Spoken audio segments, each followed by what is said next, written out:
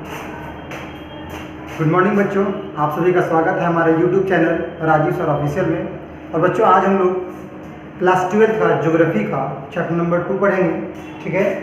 और first term के exam की तैयारी जो है करवाने जा रहे हैं आप लोगों को। तो जो हमारा टॉप चैप्टर है, मतलब सब्जेक्ट है, वो कौन सा है? मानव भूगोल के सिद्धांत। और मानव भूगोल के सिद्धांत जो चैप्टर है हमारा ज्योग्राफी का, इसमें एक क्लास 12 का है और क्लास 12 के चैप्टर नंबर 2 इकाई 2 का अध्याय 2, ठीक है बच्चों। इकाई 2 का अध्याय 2 आप सभी लोगों को आज हम बताएंगे।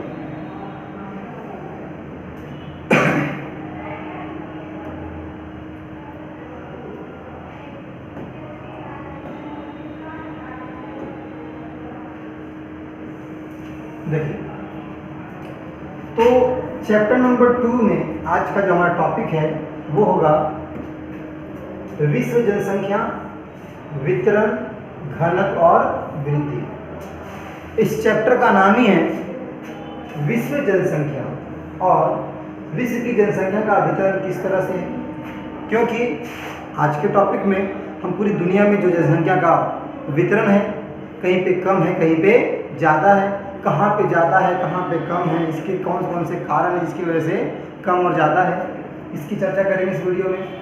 साथ ही साथ किस क्षेत्र का जनसंख्या घनत्व अधिक है, घनत्व किसे कहते हैं, जनसंख्या वृद्धि क्या होता है, ठीक है ना, ये सभी चीज़ का हम चर्चा करेंगे इस चैप्टर में, ठीक है। तो चलते हैं अपने इस आगे क्लास की ओर, ठीक है। देखिए, इस चैप्टर में सबसे पहले समझ लीजिए कि आप लोगों को एक चैप्टर 2 का जो बुक है, इस बुक के माध्यम से जो मेन टॉपिक है जिससे हमारा एमसीक्यू क्वेश्चन बनेगा, उन सभी बातों को आज हम आपको यहाँ पे बताएंगे। और इसको ख़त्म करने के बाद कुछ एमसीक्यू क्वेश्चंस जो है आप लोगों को करवाएंगे, ताकि आप एग्जाम में आप लोग इसकी अच्छे से तैयारी कर सकें। तो ध्यान से देखिएगा और समझिएगा। कहा जा रहा है कि किसी देश के निवासी ही उसके वास्तविक धन होते हैं। किसी देश के निवासी क्या होता है? उस देश का वास्तविक धन होता है। यही लोग वास्तविक संसाधन हैं। यही लोग कौन? मानव, ठीक है। मानव ही वहाँ का क्या है? वास्तविक संसाधन है, जो देश के अन्य संसाधनों का क्या करते हैं? उपयोग करते हैं। देश के अन्य संसाधनों का उपयोग करते हैं, जैसे कोयला, खनन सामग्री का जो भी है, हमारे खनिज पदार्थ है, उन सभी को हम क्या करते हैं? उपयोग करते हैं, ठीक है। और उसकी नीतियाँ भी क्या करते हैं? निर्धारित करते हैं। अंततः एक देश की पहचान उसके लोगों से ही है। अंततः देखा जाए तो एक देश की पहचान किससे है? वहाँ के लोगों से ही है। यह जानना आवश्यक है कि किसी देश में कितनी स्त्रियां हैं, कितने पुरुष हैं, कितनी स्त्रियां हैं, कितने पुरुष हैं, प्रति वर्ष कितने बच्चे जन्म लेते हैं, ठीक है। प्रति वर्ष कितने बच्चे जन्म लेते हैं, कितने लोगों की मृत्यु होती है और कैसे होती है, क्या वे नगरों में रहते हैं या फिर गाँव में रहते हैं, क्या वे पढ़ लिख सकते हैं या नहीं पढ़ लिख सकते हैं, वो काम कौन सा करते हैं, इन सभी बातों का अध्ययन जो है इस सत्र में पढ़ेंगे। यही वे तथ्य हैं जिनके बारे में हम इस इकाई का अध्ययन करेंगे, ठीक है। इस इकाई में, इकाई 2 में हम लोग इन्हीं बातों का अध्ययन करेंगे। इसमें सबसे पहले हमारा चैप्टर 2 है इस इकाई का, इसमें हम ये जानने का प्रयास करेंगे कि आखिरकार इस पूरे विश्व में कितने प्रति वर्ष कितने बच्चे जन्म लेते हैं, कितनी मृत्यु होती है, नगर में रहते हैं, गांव में रहते हैं, इन सभी की जानकारी मिलेगी। चलिए आगे चलते हैं। तो हमें देखना ये है कि विश्व में जनसंख्या का जो प्रतिरूप है, विश्व में जनसंख्या का जो प्रतिरूप है वो क्या है? कहता है जनसंख्या के वितरण और घनत्व के प्रारूप हमें किसी क्षेत्र की जनांकीय विशेषता को समझने में मदद करती है।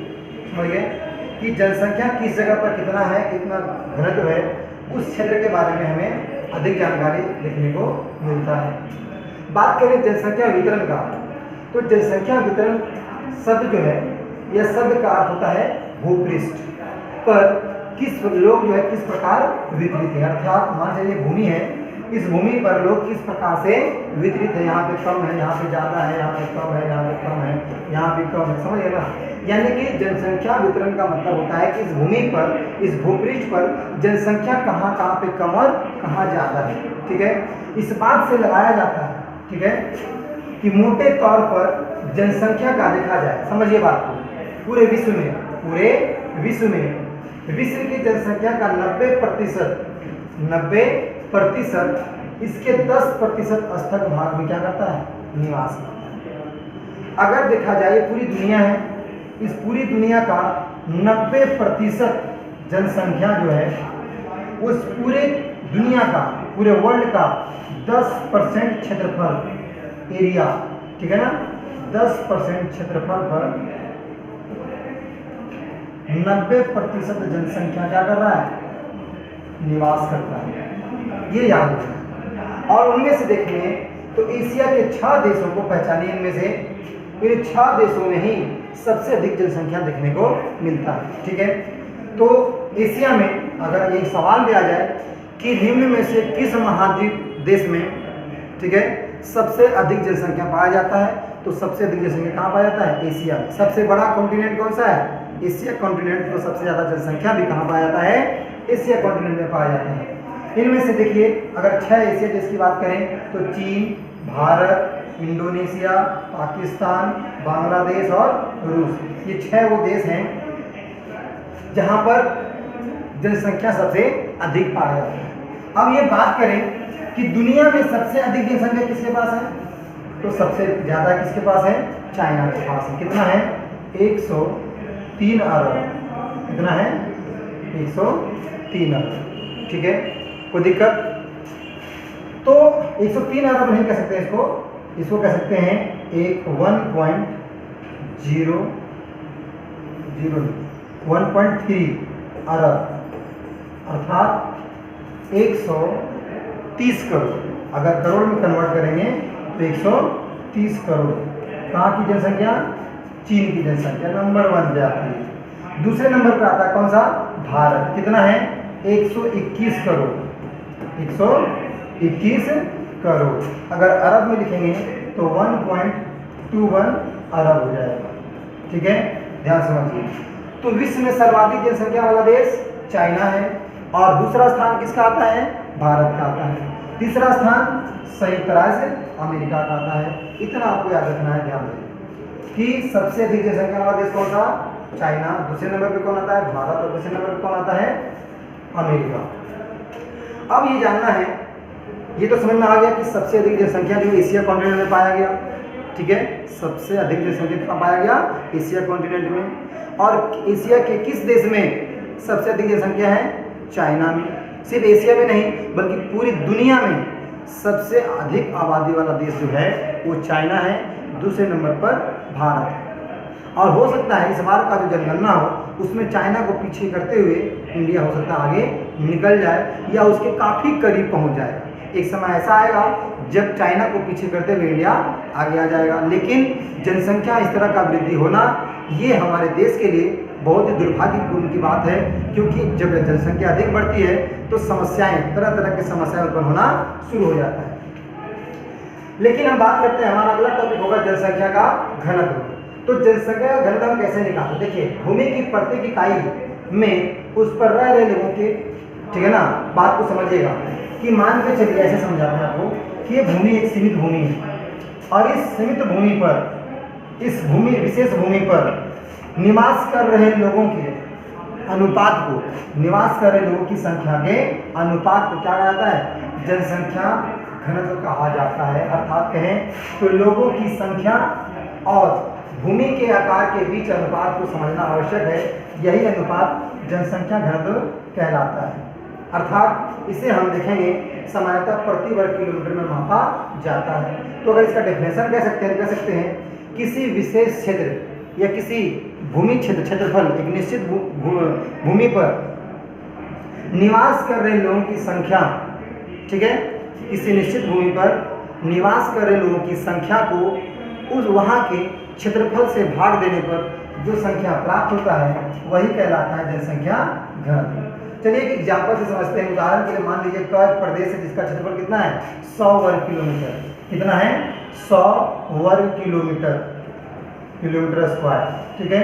आप इस फॉर्मूला को देखें, जनसंख्या घनत्व बराबर क्या आता है, जनसंख्या बटे में क्षेत्रफल। तो क्षेत्रफल को दे दिए हम नीचे, और कह रहा है कि वहाँ की जनसंख्या कितना है, 1.5 लाख है। कितना है, 1.5 लाख। 1,50,000। तो आप इसके माध्यम से क्या करेंगे, हम उस क्षेत्र का प्रदेश का जनसंख्या घनत्व निकाल सकते हैं। देखिए 2 0 से 0 कट गया, अर्थात मेरा कितना निकल गया, 1500 जनसंख्या घनत्व निकल गया। अर्थात 1 किलोमीटर पर, 1 किलोमीटर स्क्वायर में 1500 लोग जो है पाया जाता है। तो इस तरह से जनसंख्या घनत्व किसी भी प्रदेश का निकाला जाता है। ध्यान रहे, जनसंख्या घनत्व का फॉर्मूला होता है जनसंख्या बटे में क्षेत्रफल। ये याद रखिएगा, क्योंकि हो सकता है तो जनसंख्या का घनत्व के सूत्र को भी क्या करें, एग्जाम में पूछ ले। कोई दिक्कत? आप देख सकते हैं यहाँ भी लिखा हुआ 1500 व्यक्ति प्रति वर्ग किलोमीटर। आगे चलते हैं कि आखिरकार जनसंख्या को प्रभावित करने वाले कारक कौन कौन से हैं। तो जनसंख्या वितरण को प्रभावित करने वाले कारक में सबसे पहले हमारा आता है भौगोलिक कारक। ठीक है, क्योंकि बहुत से लोग जनसंख्या का जो कहीं वितरण हुआ पड़ा, कहीं पे अधिक या कहीं पे कम, इसका सबसे बड़ा मेन फैक्टर इसमें आता है भौगोलिक कारक, जिसको हम भौतिक कारक भी कहते हैं। तो भौगोलिक कारक में कौन कौन से कारक हैं, देखिए जरा समझते हैं यहाँ पे। सबसे पहले आता है जल की उपलब्धता। भाई भौगोलिक कारक ये तो प्राकृतिक देन है, जहाँ पे जल की उपलब्धता अधिक होगी, अधिकांश जनसंख्या उसी के आसपास निवास करेगा। चाहे नदी हो, झील हो, झरना हो, जहाँ पे पानी का स्रोत आसानी से मिल जाए लोगों को। ठीक है, अधिक कम मेहनत से जल उपलब्ध हो जाए तो अधिकांश जनसंख्या उसी के आसपास बसी हुई मिलेगी। इसका मतलब यह है कि प्राचीन काल में जो भी जनसंख्या पाया गया वो सब नदी घाटों में ही पाया गया। ठीक है, तो जल की उपलब्धता होना बहुत ही जरूरी है। जल उपलब्ध होगा तो मानव का निवास भी वहीं पर होगा। फिर आता है भू आकृति। दूसरा कौन सा आता है, भू आकृति। अर्थात भू आकृति यानी कि ना पहाड़ी हो, क्योंकि भू आकृति में कहीं खाई है, कहीं पहाड़ है, कहीं पठार है, कहीं समतल मैदान है। तो आप समझिए कि कहाँ पर सबसे अधिक जनसंख्या पाया जाएगा, मैदानी भागों में, समतल मैदानी भागों में, क्योंकि वहाँ पे कृषि के अनुकूल होता है, वो परिवहन के अनुकूल होता है, उद्योग व्यापार परिवहन के लिए अनुकूल होता है, इसलिए वहाँ पे जनसंख्या अधिक पाया जाता है। जबकि पहाड़ी और पठारी क्षेत्र उद्योगों के लिए, निवास के लिए, कृषि के लिए अनुकूल नहीं होता, इसलिए उन क्षेत्रों में जनसंख्या का जो वितरण है या फिर निवास है वहाँ पे बहुत ही कम होता है। क्लियर? तो भौगोलिक कारक में 2 कारक हो गया, पहला जल, दूसरा भू आकृति।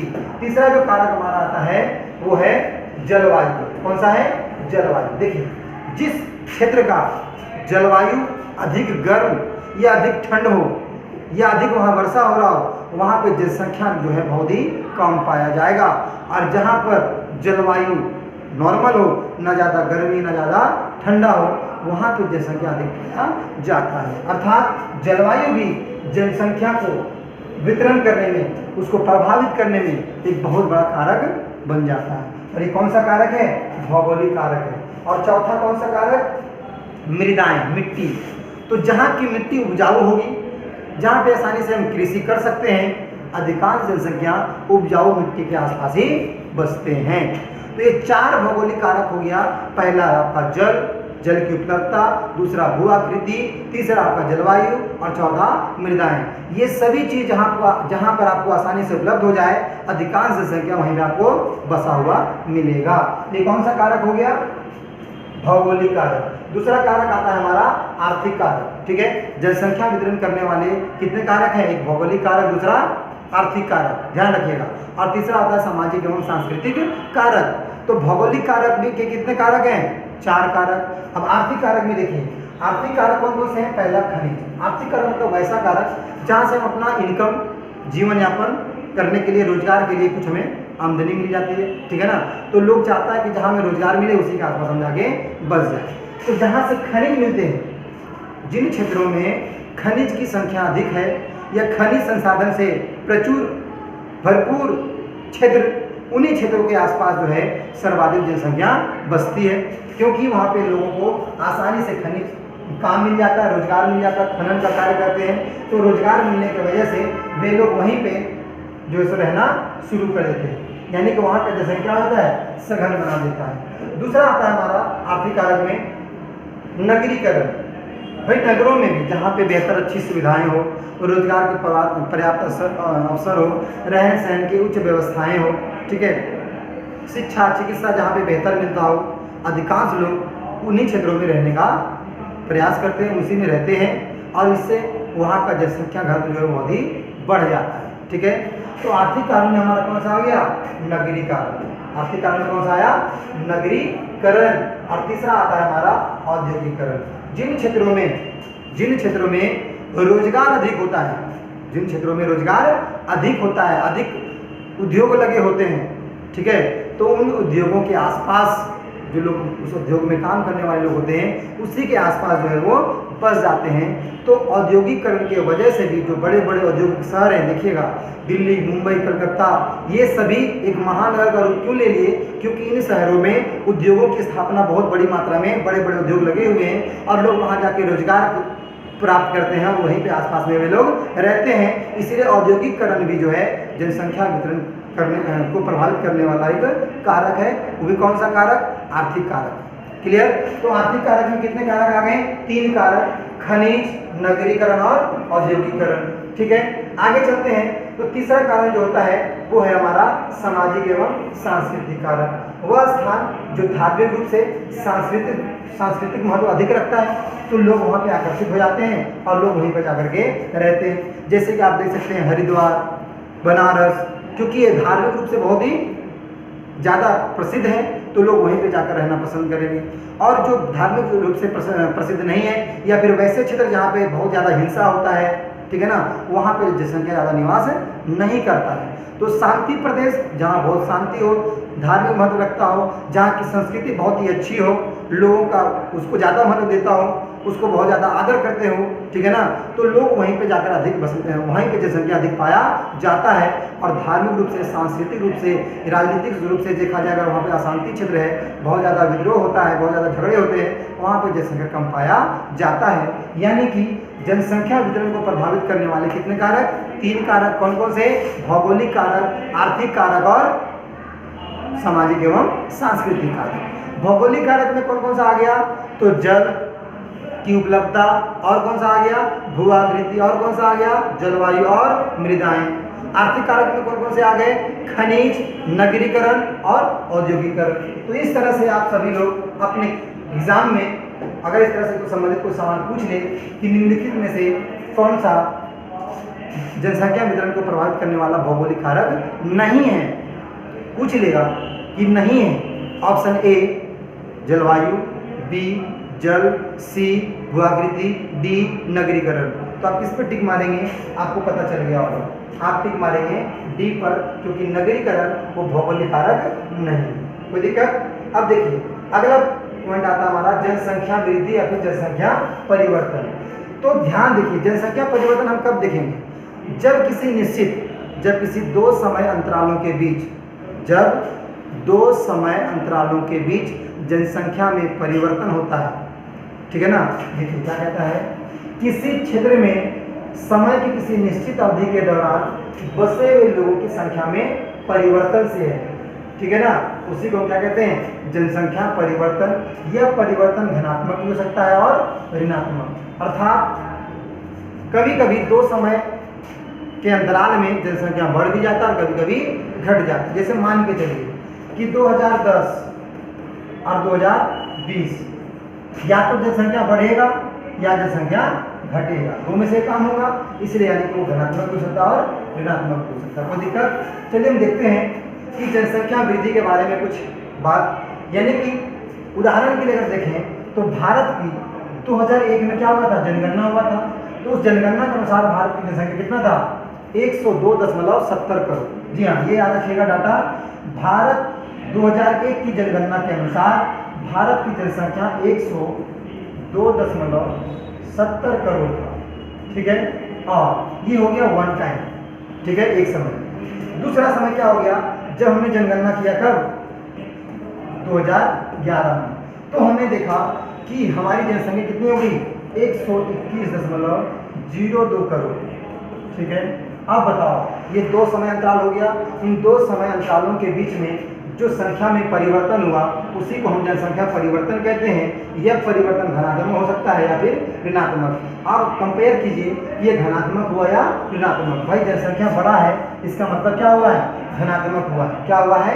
धनात्मक हुआ है। अब आप 121.02 को 102.70 से क्या करें? घटा दीजिए, आपको पता चल जाएगा। 2 में से 0 गया तो 2, 10 में से 7 गया तो यहाँ पे 2 10 होगा ना, 10 में से 7 गया तो 3 पॉइंट, यहाँ पे बचा 0, 10 में से 2 गया तो 8, यहाँ पे कितना बचा 1, 1 में से 0 गया 1 और 1 में से 2 गया तो कट गया, यानी 18.32। यानी कुल मिला के देखा जाए तो 18 करोड़ जनसंख्या जो है वो इन 10 सालों के अंतराल में बढ़ गई। ठीक है, यानी कि 10 सालों में हमारे देश में 18 करोड़ की जनसंख्या बढ़ गया। अगर हम इसको 10 से डिवाइड कर दें, किसे 10 से, तो ये 0 कटेगा, यहाँ पे पॉइंट लग जाएगा। इसका मतलब ये हुआ कि 1.8 करोड़ जनसंख्या 1.8 करोड़ जनसंख्या जो है यह प्रति वर्ष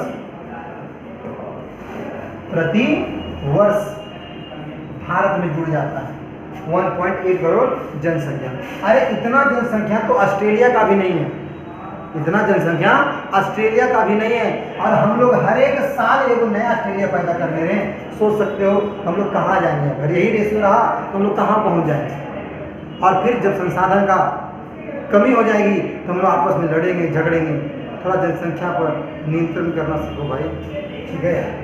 तो आप देख सकते हैं कि प्रति वर्ष हम कितना कर रहे हैं, 1.8 करोड़ जनसंख्या प्रति वर्ष जो है वो भारत में वृद्धि हो रहा है। ये भी इससे संबंधित भी क्या होगा, क्वेश्चन आ सकता है कि भारत में जनसंख्या वृद्धि का दर कितना है या फिर कितना प्रत्येक वर्ष में जनसंख्या जुड़ जाता है, ये याद रखिएगा अच्छे से। तो देखिए अगर प्रत्येक वर्ष, ठीक है ना, 1.8 करोड़ जनसंख्या क्या हो रहा है, बढ़ रहा है। अब आगे देखते हैं जनसंख्या वृद्धि, तो समझ में आ गया। चलिए आगे देखते हैं क्या क्या आता है पॉइंट। अब आता है जनसंख्या परिवर्तन के घटक। आखिरकार जनसंख्या जो है वो किन कारणों से परिवर्तित होती है, ठीक है। तो जनसंख्या परिवर्तन के 3 घटक हैं। पहला है जन्म, दूसरा है मृत्यु और तीसरा है प्रवास। अगर जनसंख्या अधिक हो गया, मतलब अधिक लोग जन्म ले लिए तो जनसंख्या बढ़ेगा, और अगर कम लोग मर गए तो भी जनसंख्या बढ़ेगा। अगर उतना जितना जन्म लेते उतना मर जाते तो जनसंख्या थोड़े बढ़ता, जितना का रहता उतना ही रहता। लेकिन अधिक जन्म लेना और मरना कम, क्यों कम रहे भाई, क्योंकि स्वास्थ्य संबंधी सेवाएं अधिक आ गया है मार्केट में।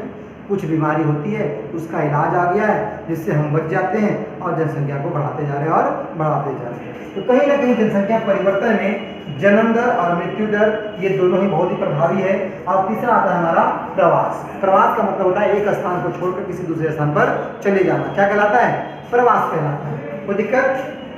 तो जनसंख्या परिवर्तन को प्रभावित करने वाला कारक कौन सा है, जन्म दर है, मृत्यु दर और प्रवास। अब कहेगा जन्म दर को कैसे निकाला जाता है। देखिए अशोधित जन्म दर, जो हाल फिलहाल में जन्म लिए हुए होते हैं, वो क्या होता है, किसी वर्ष यानी एक वर्ष में जन्म लिए हुए बच्चे बटे में उस क्षेत्र का कुल जनसंख्या और उसको गुना करने किससे, 1000 से आपका जन्म दर निकल जाएगा।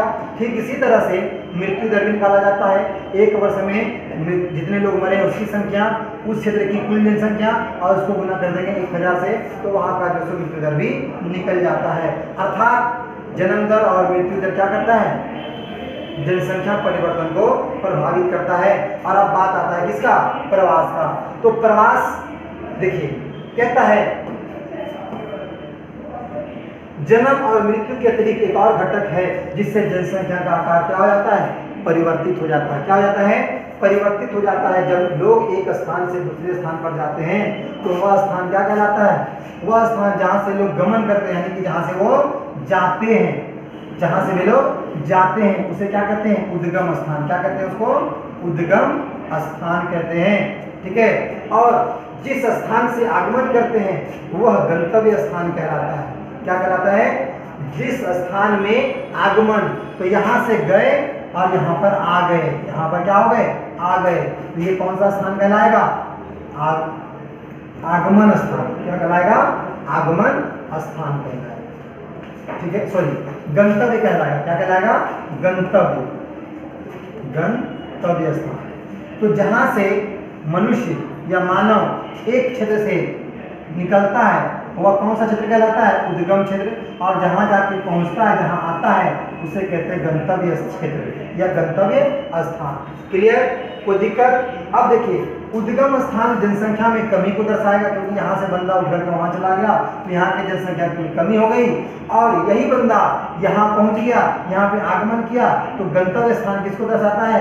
जनसंख्या में वृद्धि को दर्शाता है। अर्थात प्रवास को मनुष्य और संसाधन के बीच बेहतर संतुलन प्राप्त करने की दिशा में एक स्वतः स्फूर्त प्रयास के रूप में निरूपित किया जा सकता है। अब ये प्रयास जो है, देखिए, अब ये प्रवास है, यह प्रवास अस्थायी भी हो सकता है, परमानेंट जाके क्या कर लिया हम, परमानेंट जाकर के हम वहाँ पे प्रवास कर लिए, या फिर वो क्या हो सकता है, अस्थायी भी हो सकता है।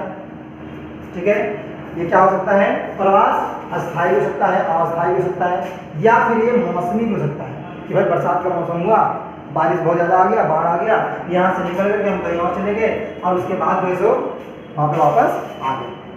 अब देखिए, प्रवास जो है ये गांव से गांव भी हो सकता है, गांव से नगर भी हो सकता है, नगर से नगर और नगर से गांव भी हो सकता है। ठीक है, तो इस तरह से प्रवास कहीं भी हो सकता है, गांव से गांव, गांव से नगर, नगर से नगर और नगर से गांव की ओर भी हो सकता है। ध्यान रहे कि आप महसूस कर सकते हैं कि एक ही व्यक्ति दोनों, एक अप्रवासी और एक उत्प्रवासी हो सकता है। देखिए, अप्रवासी किसे कहते हैं? प्रवासी जो किसी नए स्थान पर जाते हैं, तो जहां पर चले गए उसके अनुसार वो क्या हो गया, अप्रवासी, उसके पास आया अप्रवासी। इसका मतलब आप किसी स्थान को छोड़ करके यहाँ पर आए हैं तो आप क्या हो गए, अप्रवासी। और यहाँ से छोड़कर कहीं आप चले गए तो हो गया उत्प्रवासी, उठकर चल गया उत्प्रवासी, आ गया तो अप्रवासी, चला गया तो उत्प्रवासी। एक ही व्यक्ति दोनों काम कर सकता है। अगर मैं यहाँ से जा रहा हूँ तो यहाँ के लिए उत्प्रवासी हो गया, जहाँ पहुँच रहा हूँ वहाँ के लिए अप्रवासी हो गया। ठीक है, जब हम अपने स्थान को, निवास स्थान को छोड़कर चले जाते हैं तो यहाँ के लिए क्या हो गए, उत्प्रवासी, और जहाँ पहुँचेंगे वहाँ के लिए क्या होगा, अप्रवासी। ये याद रखिएगा अच्छी तरीके से। ठीक है, अब देखिए, प्रवास को प्रभावित कौन करता है? प्रवास को प्रभावित करने वाले दो कारक। ठीक है, जनसंख्या परिवर्तन को प्रभावित करने वाले 3 कारक है, जन्म दर, मृत्यु दर और प्रवास। लेकिन प्रवास को प्रभावित करने वाले 2 कारक हैं। प्रवास 2 ही कारण से होता है, एक होता है प्रतिकर्ष कारक, एक होता है अपकर्ष कारक। प्रतिकर्ष मतलब पुश फैक्टर। ठीक है, पुश फैक्टर मतलब आपको यहाँ से भेजेगा, पुश करेगा, और एक होता है अपकर्ष कारक, पुल फैक्टर, जो आपको खींचेगा, आकर्षित करेगा। तो कौन धक्का मारता है आपको, कौन भेजता है? जहाँ पर भैया आपको बेरोजगारी मिलेगी वहाँ रहने का मन करेगा क्या? नहीं। जहाँ में रोजगार मिलेगा हम वहाँ जा करेंगे। तो बेरोजगारी, रहन सहन की निम्न दशाएं, राजनीतिक उपद्रव, प्रतिकूल जलवायु, प्राकृतिक विपदाएं, महामारियां, सामाजिक आर्थिक पिछड़ेपन, ये कुछ ऐसे कारण हैं जो उद्गम स्थान को कम आकर्षित करते हैं। अर्थात वैसा स्थान जहाँ पर इन सभी की ये सभी चीज पाया जाता है, बेरोजगारी पाया जाता हो, रहन सहन की निम्न दशाएं हैं, प्रतिकूल जलवायु है, बहुत सारी प्राकृतिक विपदाएं आती है, महामारी बहुत ज़्यादा है, तो वहाँ पर आप रहना पसंद करेंगे क्या? ना, आप वहाँ से छोड़ करके उस जगह पे चले जाएंगे जहाँ पे आपको बेहतर रोजगार मिलेगा, रहन सहन की अच्छी दशाएं होंगी, शांति स्थायित्व होगा, जीवन व संपत्ति की सुरक्षा मिलेगी, अनुकूल जलवायु होगा, आप वहाँ रहना पसंद करेंगे। ठीक है, तो जहाँ पे ये सभी चीज़ आपको मिल जाएगा तो क्या किया, आकर्षित किया, और जहाँ पे नहीं मिल रहा उसने क्या किया, प्रतिकर्ष किया। ठीक है, तो प्रतिकर्ष कारक यानी कि आप वहाँ से वो सभी बेहतर सुविधाएं नहीं मिल रही है, इसलिए आप वहाँ से चले जाते हैं, और जहाँ मिलता है वहाँ पे आप पहुँच जाते हैं, यानी हो गया अपकर्ष कारक। तो प्रतिकर्ष कारक और अपकर्ष कारक एक दूसरे से रिलेट है।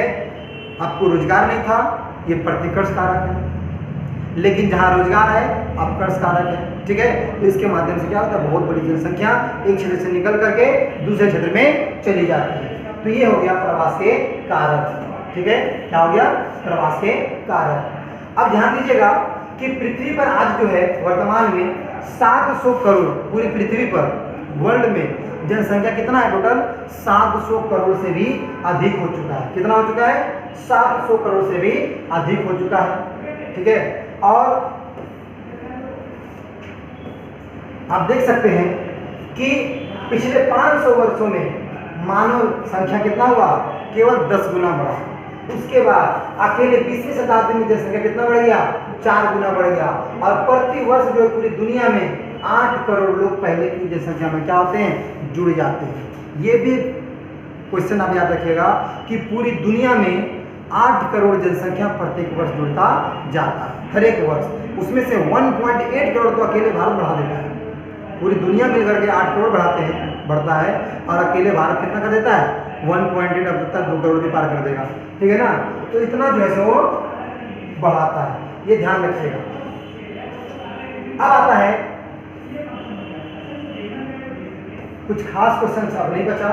जनसंख्या परिवर्तन के प्रभाव यही होता है कि कुछ क्षेत्रों में जनसंख्या अधिक हो जाती है, वहीं की जनसंख्या कम हो जाती है। जनांकीय संक्रमण क्या होता है? ये देखिए आप यहाँ पे, जहाँ पे जनसंख्या अधिक हो। जनांकीय संक्रमण की 3 अवस्थाएं होती है। जनांकीय संक्रमण में कितने अवस्था? 3 अवस्था होता है। प्रथम अवस्था में, प्रथम 1 डिग्री, इसका मतलब प्रथम अवस्था। जन्म दर क्या रहेगा? जन्म दर, जन्म और मृत्यु। जन्म दर उच्च रहेगा तो मृत्यु दर भी उच्च रहेगा, यानी जितना लोग जन्म ले रहे लगभग उतना मर रहे हैं। बताइए यहाँ जनसंख्या बढ़ेगा क्या? नहीं। दूसरा, जन्म दर उच्च रहेगा और मृत्यु दर क्या रहेगा? निम्न रहेगा। जन्म ले रहे हैं बट मर नहीं रहे, ये क्या होगा? जनसंख्या बहुत तेजी से बढ़ेगा।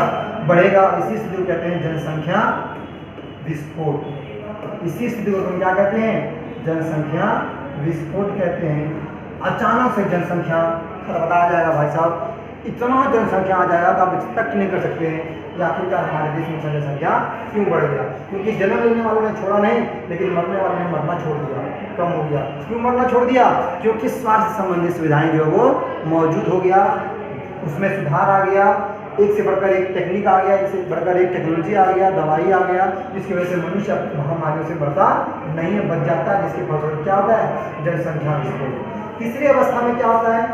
जन्म दर निम्न और मृत्यु दर भी निम्न। इस सिचुएशन में जनसंख्या वृद्धि नहीं होती है, या तो स्थिर बना होता है या फिर घटना शुरू हो जाता है। यह फिर यही अवस्था है जहाँ पे मानव विकास करता है। क्या है?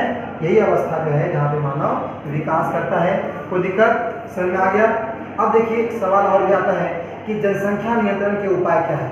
जनसंख्या नियंत्रण के उपाय है परिवार नियोजन का काम, ठीक है। परिवार नियोजन अपनाइए, अर्थात बच्चे को जन्म से रोकना। तो जन्म से कैसे रोकेंगे भाई? तो परिवार नियोजन की सुविधाएं जनसंख्या वृद्धि को सीमित करने और महिलाओं के स्वास्थ्य को बेहतर करने की भूमिका निभाती है। इसमें हम क्या करेंगे? प्रचार करेंगे कि देखो जनसंख्या बढ़ाने से क्या क्या होगा, क्या नुकसान है, क्या फायदा है अगर हम जनसंख्या कम रखते हैं तो अगर प्रचार करेंगे, लोगों को शिक्षित करेंगे कि ज़्यादा जनसंख्या बढ़ाने से आपके जीवन में भी परेशानी हो सकता है, क्योंकि जितना आप कमाएंगे उतना सब बच्चों में खर्च कर देंगे, आपका विकास नहीं हो पाएगा।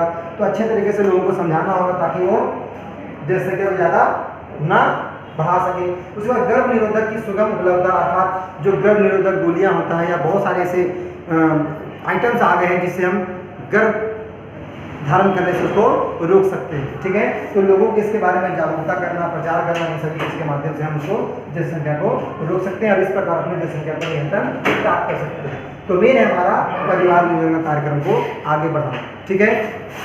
अब इसके साथ साथ तो इस चैप्टर में जो है जो भी मुख्य बातें था वो कंप्लीट कर लिए। अब हम लोग देखते हैं जो कुछ भी पढ़े क्या उसके माध्यम से हमने कुछ क्वेश्चंस यहाँ बनाया है, देखते हैं आप उसको अच्छे से जवाब दे पाते हैं या नहीं दे पाते हैं। चलिए ध्यान दीजिए। सबसे पहले चैप्टर 2 का विश्व जनसंख्या वितरण घनत्व और वृद्धि, इसका नाम दिया गया है। पहला प्रश्न कहता है निम्न में से कौन सा जनसंख्या परिवर्तन के कारक नहीं है? अब बताइए निम्नलिखित में से कौन सा जनसंख्या परिवर्तन के कारक नहीं है? अभी मैंने आपको बताया कि जनसंख्या परिवर्तन के कारक कौन कौन से हैं? प्रवास है, जन्म दर है, मृत्यु है। जन्म, मृत्यु, प्रवास यानी कि आवास नहीं, इसका मतलब यही वाला आंसर सही हो जाएगा, ऑप्शन 2 हो जाएगा। कोई दिक्कत? अगला सवाल, निम्न में से कौन सा एक विरल जनसंख्या वाला क्षेत्र है? देखिए विरल मतलब होता है बहुत ही कम, ठीक है। तो कम जनसंख्या वाला क्षेत्र कौन सा होगा? भूमध्य रेखा, वहां पर जनसंख्या पाया जाता है। दक्षिण पूर्वी एशिया, यहाँ पे सबसे अधिक पाया जाता है। अटाकामा, देखिए विरल जनसंख्या वाला क्षेत्र या तो ध्रुवीय प्रदेश हो सकता है। कौन सा? ध्रुवीय प्रदेश, क्योंकि ध्रुव पर ये ध्रुव के आसपास में जनसंख्या क्या होता है? बहुत ही कम पाया जाता है, क्योंकि यहाँ की जलवायु जो है अनुकूल नहीं होती, बहुत ही प्रतिकूल होती है, बहुत ही ठंडे प्रदेश होते हैं। तीसरा क्वेश्चन है प्रतिकर्ष और अपकर्ष कारक उत्तरदायी है किसके लिए? प्रवास के लिए, भू निम्नीकरण के लिए, वायु प्रदूषण के लिए, गंदी बस्तियों के लिए, प्रवास के लिए उत्तरदायी है कौन? प्रतिकर्ष कारक और अपकर्ष कारक, क्योंकि ये प्रवास के लिए उत्तरदायी होता है। ठीक है, अगला क्वेश्चन चलेंगे क्वेश्चन नंबर 5 में क्या कहता है, निम्नलिखित में से कौन सा महाद्वीप में जनसंख्या वृद्धि सर्वाधिक है? बताओ, आप सभी लोग बताइए, निम्नलिखित में से कौन सा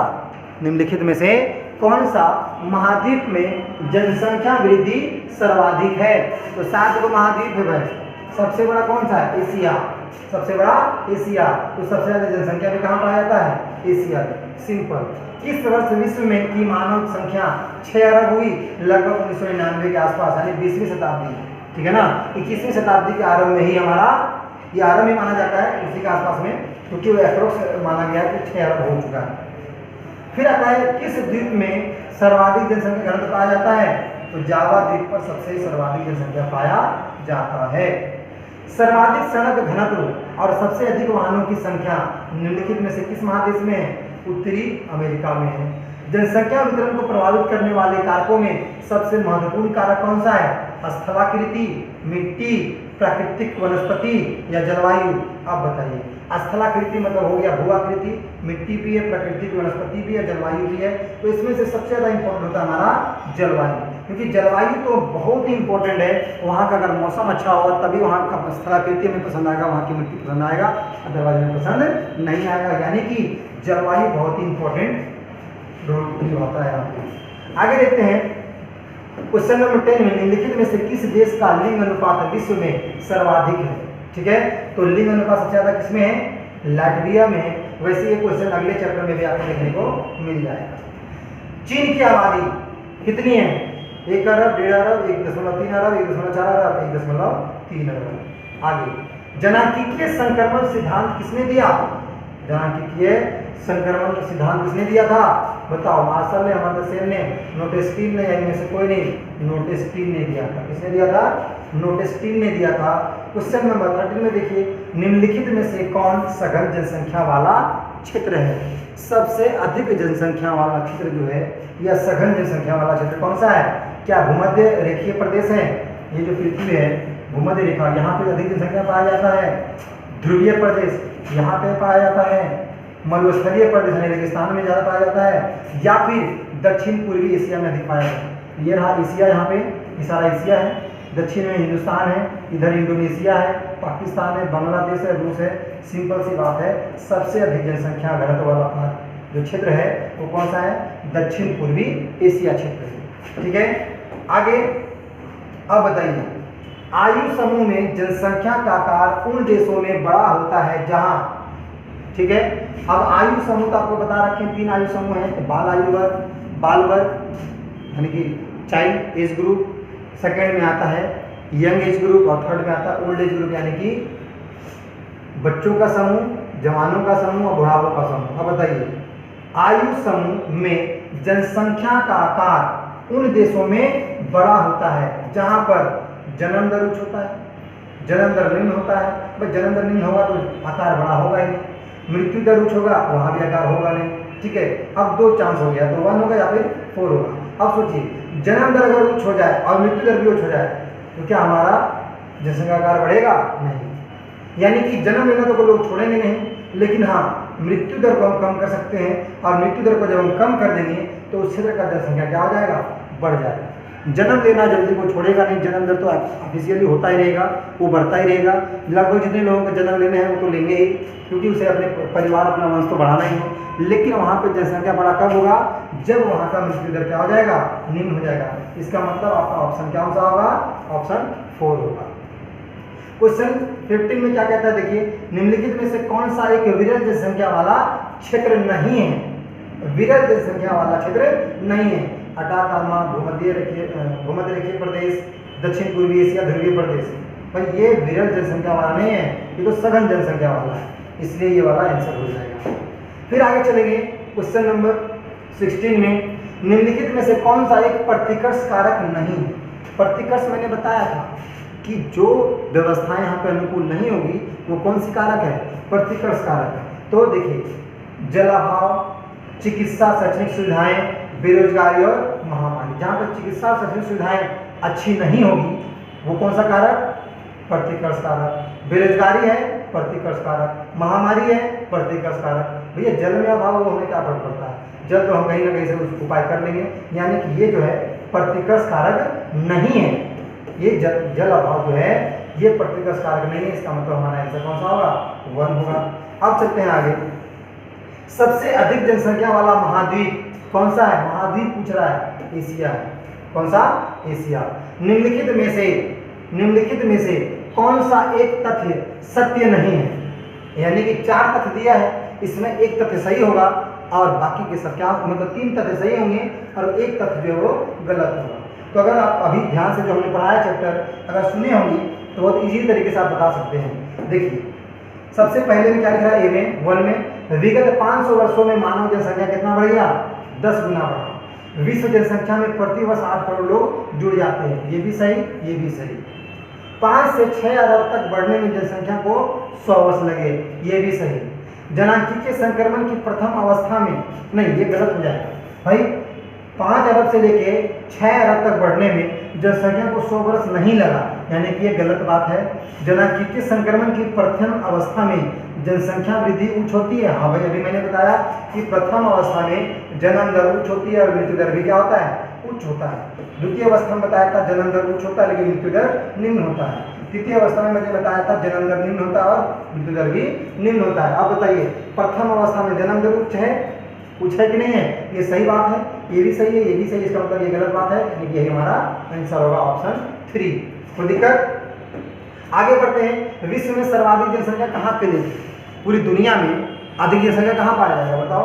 क्या मैदानी भागों में पाया जाएगा, पठारी में, पर्वतीय में, मरुस्थलीय में? ऑफकोर्स मैदानी में पाया जाएगा, क्योंकि समतल मैदानी क्षेत्र जो है वो जनसंख्या के निवास के लिए अनुकूल होता है। सड़क, उद्योग, सारी व्यवस्था के लिए, कृषि के लिए अनुकूल माना जाता है, इसलिए अधिकांश जनसंख्या मैदानी भागों में पाया जाता है। विश्व में सबसे अधिक जनसंख्या वाला देश कौन सा है? सबसे अधिक जनसंख्या वाला देश अभी मैंने बताया चीन। दूसरे नंबर पे कौन आता है? भारत। दूसरे नंबर पे भारत। आगे निम्न में से, ये क्वेश्चन नंबर में पजल है भाई, गड़बड़ कर रखा है लोग। कहीं 18 है, फिर यहाँ पे 11 हो गया, थोड़ा सा नंबरिंग में मिस्टेक हो गया। कोई दिक्कत नहीं, एक एक करके सारा क्वेश्चन हम यहाँ पे क्लियर कर लेते हैं। देखिए अब आगे आता है निम्न जनसंख्या वाला महादेश कौन सा है? जनसंख्या निम्न किसका है? ऑस्ट्रेलिया का। कितना? ऑस्ट्रेलिया। हम लोग तो रोज एक ऑस्ट्रेलिया पैदा कर रहे हैं। इतना तो 1.8 करोड़ ऑस्ट्रेलिया का जनसंख्या है ये नहीं, और हम लोग जो है सो हर साल 1.8 करोड़ जनसंख्या क्या कर रहे हैं? पैदा कर रहे हैं। समझ गए? तो सबसे कम जनसंख्या वाला जो महादेश है कौन सा है? ऑस्ट्रेलिया है। अगला सवाल, निम्न में से कौन जनसंख्या वितरण को प्रभावित करने वाले भौगोलिक कारक हैं? ठीक है, तो जल है, जलवायु है, भूआकृति है, इनमें से सभी।